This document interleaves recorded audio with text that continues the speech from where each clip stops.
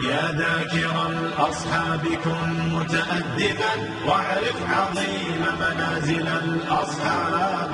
هم صفوة رفعوا بصحبة أحمد وبذاك قد خصوا من الوهاب. يا ذاكر الأصحاب كن متأدبا واعرف عظيم منازل الأصحاب. هم صفوة رفعوا بصحبة أحمد وبذاك قد خصوا من الوهاب. هم ناصروا المختار في تبليغه فجزاهم الرحمن خير ثواب. ما بال أهل الغي قال لسانهم وتجرؤوا ورموهم بسباب.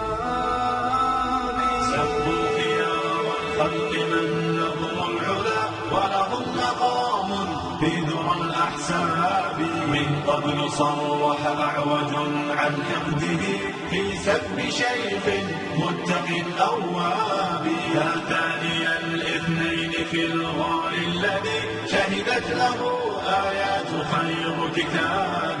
واليوم قد صدع الخبيث بجرأة ووقاحة من سافل كذاب. هذا النبي محمدا في عرضه سيعمه ذل وشر عقاب. هذا النبي من كفل المصطفى فليخزأن فسعيه كسراب. هاتيك أم المؤمنين فضلها يروى لنا في سورة الأحزاب. يا أم إني قد كتبت مدافعا والدمع مني كالندى المنساب. من ذاك يجرؤ أن ينال لسانه من زوج خير العجم والأعراب. يا من زعمتم حب آل نبيكم أخلت جماجمكم من الألباب. تمشون في درب الضلال معتب قد أخفيت عثراته بضباب. يا ذاكر الأصحاب كن متأدبا. يا ذاكر الأصحاب كن متأدبا واعرف عظيم منازل الأصحاب. هم صفوة رفعوا بصحبة أحمد وبذاك قد خصوا من الوهاب. يا ذاكر الأصحاب كن متأدبا واعرف عظيم منازل الأصحاب. هم صفوة رفعوا بصحبة أحمد وبذاك قد خصوا من الوهاب. يا ذاكر الأصحاب كن متأدبا واعرف عظيم منازل الأصحاب.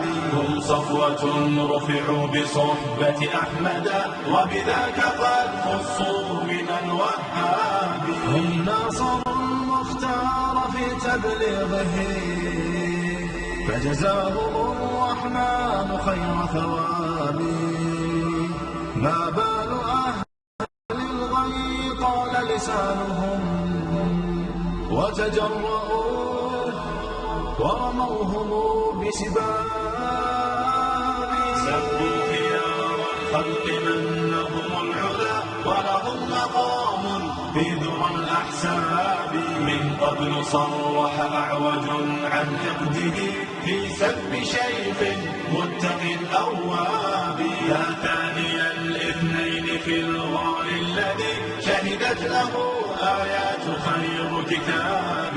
واليوم قد صدع الخبيث بجرأة ووقاحة من سافل كذاب. هذا النبي محمدا في عرضه سيعمه ذل وشر عقاب. هذا النبي من كفل المصطفى فليخزأن